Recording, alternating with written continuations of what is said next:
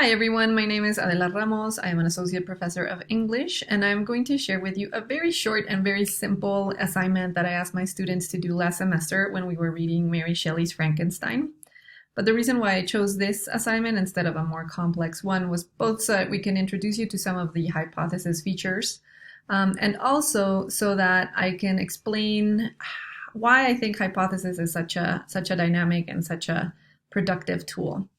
One of the most important things that hypothesis allows us to do is to ask students to focus on very specific textual passages. And in the humanities, that is often done to analyze, to enter into dialogue, to develop an argument, to learn about a concept. What I did is ask students to show me that they were thinking carefully about why Mary Shelley is quoting specific texts in her novel.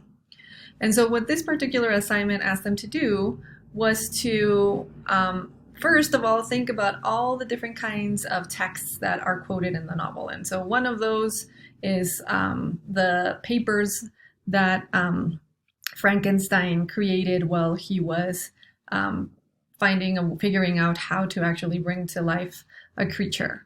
And so I first recorded a short audio clip explaining all the kinds of different textual materials that the novel actually quotes and that the characters cite and learn from. And then I asked them to go hunting for titles that they were curious about or wanted to understand better why a particular character was citing them.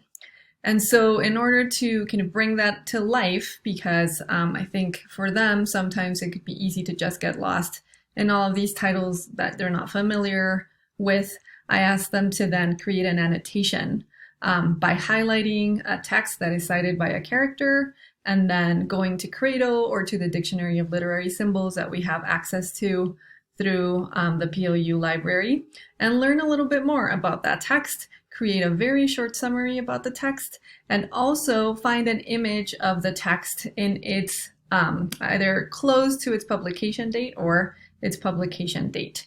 And so one thing that we also want to show you here is what the hypothesis assignment looks like in a lessons page. And what I like to do is link to the assignment right with the where I put the instructions so that students don't have to jump around Sakai too much.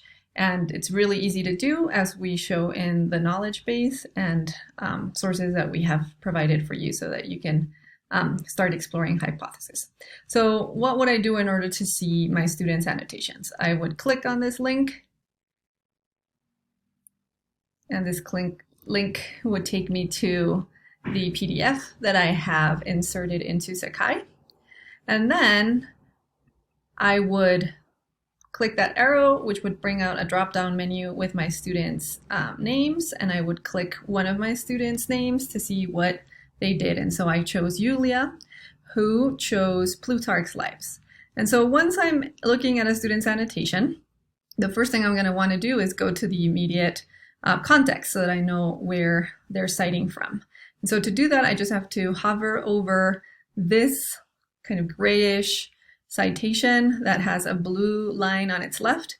I click on it and it scrolls down to the place that my student chose to annotate. And so I can read the paragraph and kind of situate myself and then see what my student did. And Yulia chose to annotate Plutarch's Lives. She looked on Credo and learned a little bit more about it and summarized it for her peers so that they can understand why the creature might be quoting Plutarch's Lives. She found a very good image that provides us with a kind of sense of the period. And ultimately, one of the main goals of this assignment was to bring this kind of this library that the novel's characters have to life so that students can kind of bridge between their own understanding of textual lives and how the characters in the novel might relate to different texts. Another thing we'd like you to keep in mind is that students can tag the entries, and that's really useful when you want students to return to specific concepts.